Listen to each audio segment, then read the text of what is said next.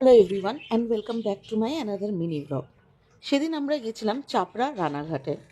ফেরার পথে দুপুরবেলা লাঞ্চ সারার জন্য ঠিক করেছিলাম যাব আদর্শ হিন্দু হোটেলে।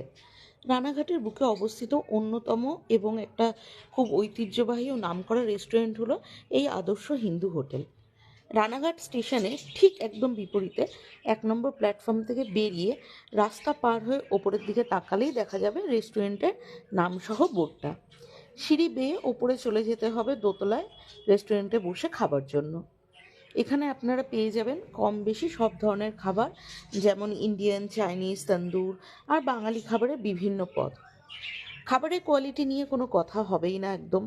আমরা নিয়েছিলাম বাসন্তী পোলাও, জিরা রাইস, মটন কষা, মটন দু পেঁয়াজা আর মটন রোগান জোশ।